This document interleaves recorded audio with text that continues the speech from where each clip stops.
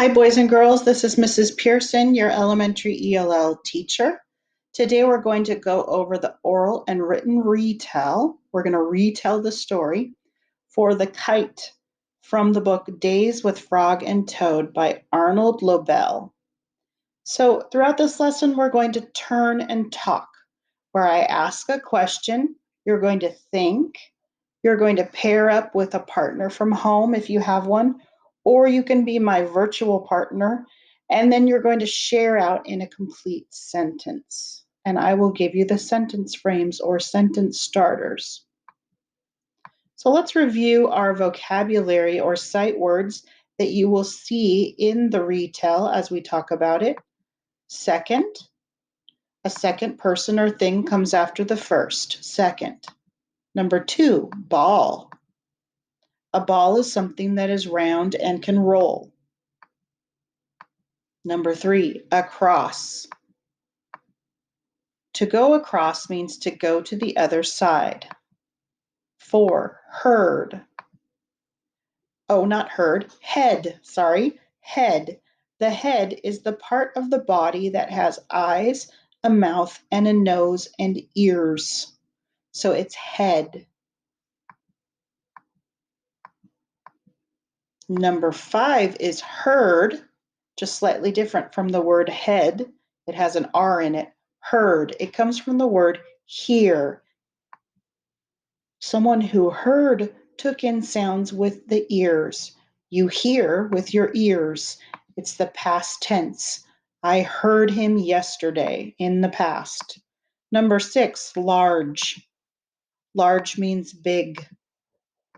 Number 7, cried.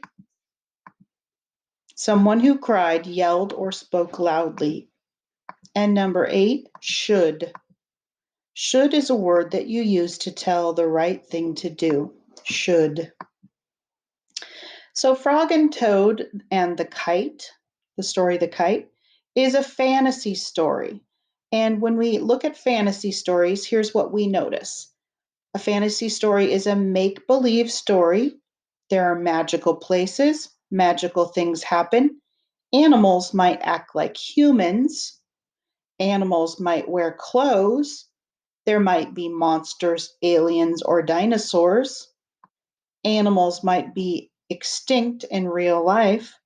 There can be events that can't happen, and the story might be funny. So if you notice, The Kite from Days with Frog and Toad is a fantasy story. Why? Because the animals, Frog and Toad, act like humans, they wear clothes, and they don't talk frogs and toads can't talk in real life, but in this story they talk like humans, and the story is funny. So here's our learning target.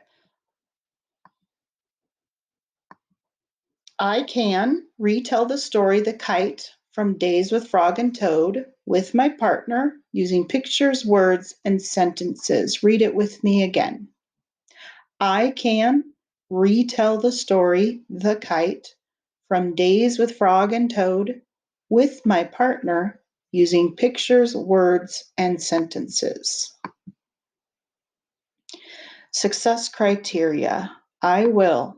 Number 1, answer the talk about it questions. Number 2, I will say and match the characters and setting.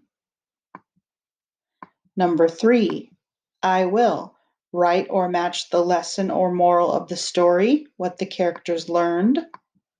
Number 4, I will put the retelling pictures in the correct sequence or order. And number 5, write or match the sentences to each picture, saying what happened first, later, last. So if you have a partner at home or you're my virtual partner, here's our turn and talk rules. I to I and knee to knee.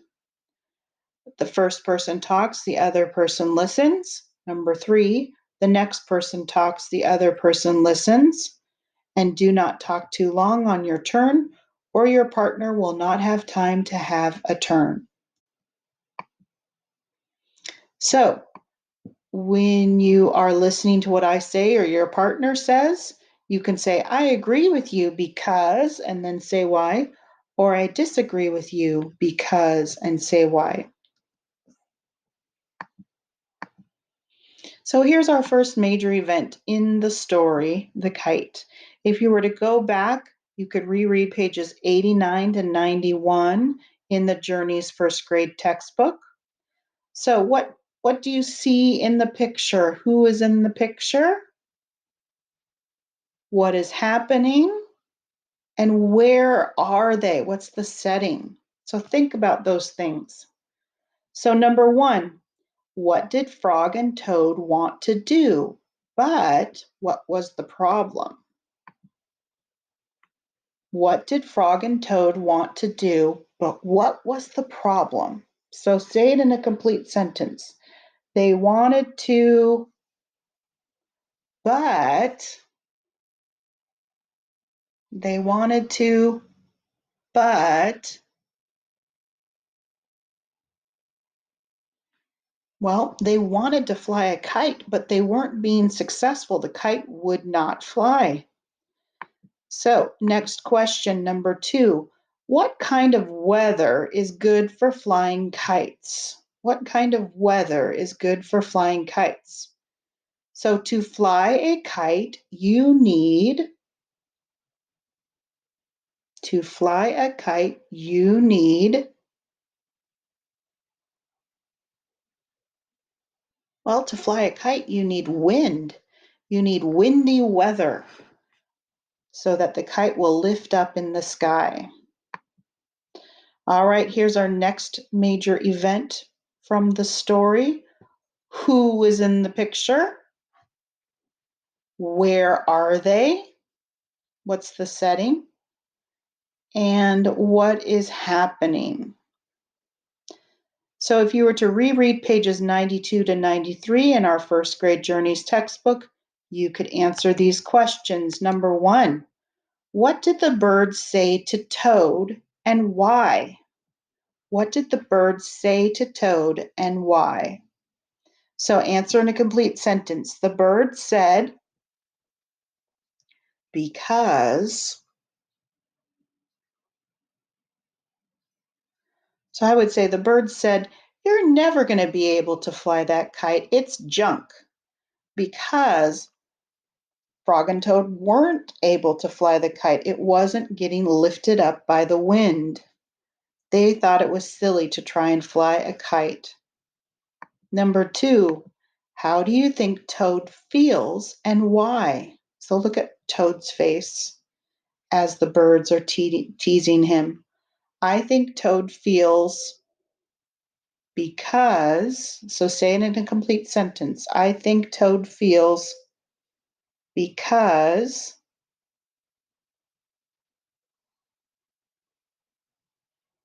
So I think Toad feels frustrated or maybe even a little sad because his kite is not flying and because he's kind of being teased by the birds. They're not encouraging him. Number 3, look at the next important event. What do you see in the picture? Who is in the picture?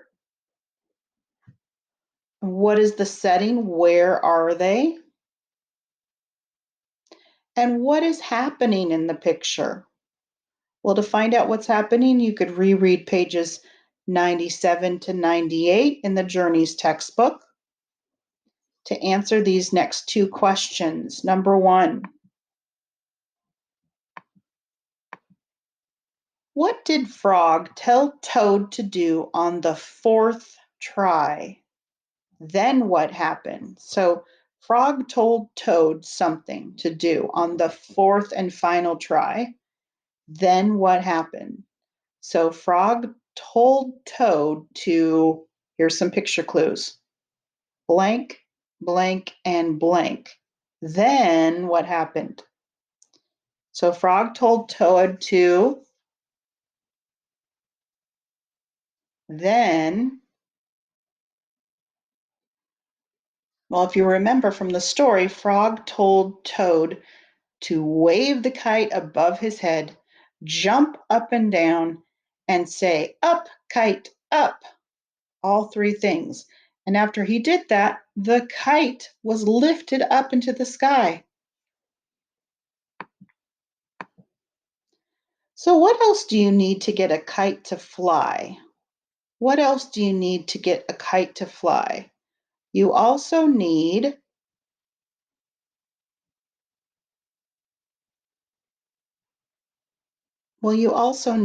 the correct weather. You need wind to lift the kite up. If there's no wind, you're not going to be able to get a kite up. You need windy weather. Here's the last picture. What do you notice? What do you see? Who is in the picture? The characters. And where are they? What's the setting? And what's going on? What is happening? You could reread pages 99 to 100 to answer these two questions.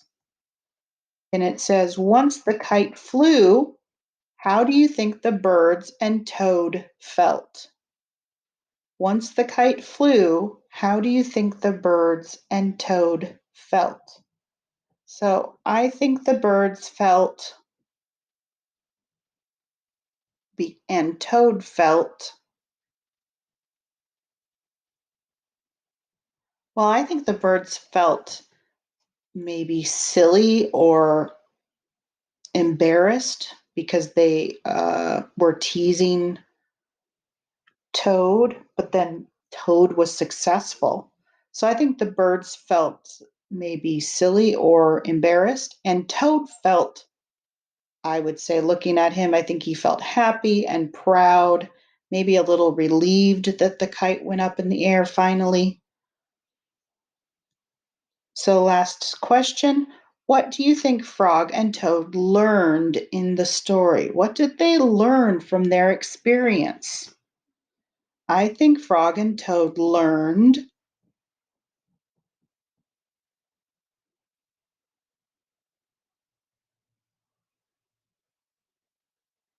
Well, I think Frog and Toad learned that you can never give up. You need to keep trying and never give up, and that it takes a lot of tries sometimes. So here's our completed retell. Let's fill in the blanks here to retell the kite. So up at the top it says the main characters were, say that, the main characters were Frog, Toad, and the birds. The setting was, where did the story mostly take place? The setting was a meadow. Do you remember that word? It's another word for field outside. The setting was a meadow. Now we're going to go to the end and talk about the lesson that Frog and Toad learned, because usually when I'm in class with students, we cut out the main character's setting and lesson. I hand out a piece of paper and all of those are included. So we're going to write down the lesson. In the end, Frog and Toad learned to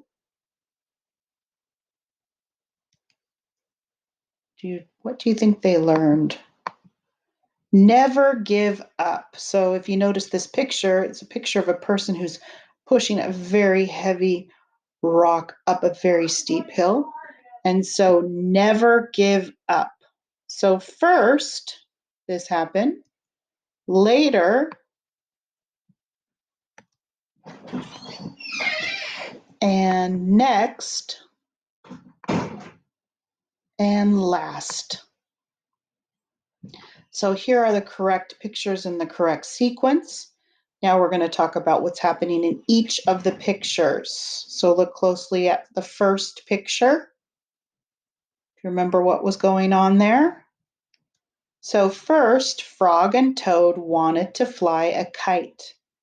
As Frog held the ball of string, Toad ran across the large meadow.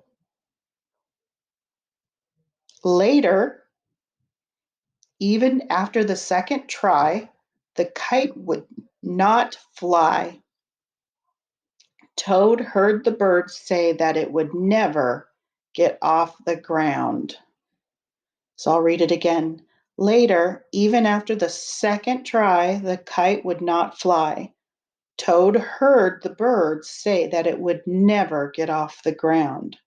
So if you noticed, I underlined some of those sight words, vocabulary words. So next, look at the picture, what's going on.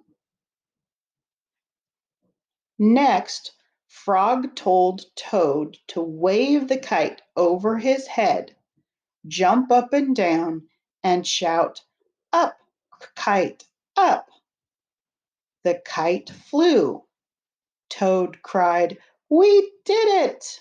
So I'll read it again. Next, Frog told Toad to wave the kite over his head, jump up and down, and shout, "Up, kite, up!" The kite flew. Toad cried, "We did it!" So let's look at the last picture. What's going on there? Who is in it? So last, Frog and Toad enjoyed watching the kite fly. The wind took it high up in the sky and across the meadow. So listen to the whole retell of the story. I'll read it again. The main characters were Frog, Toad, and the birds. The setting was a meadow. First, Frog and Toad wanted to fly a kite. As Frog held the ball of string, Toad ran across the large meadow. Later, even after the second try, the kite would not fly. Toad heard the bird say that it would never get off the ground. Next, Frog told Toad to wave the kite over his head, jump up and down, and shout, "Up, kite, up!" The kite flew. Toad cried, "We did it!" Last, Frog and Toad enjoyed watching the kite fly. The wind took it high up in the sky and across the meadow. In the end, Frog and Toad learned to never give up. And of course, also that the wind, you need to have wind to fly a kite. All right, boys and girls, thanks for doing the oral and written retell with me. Have a great day.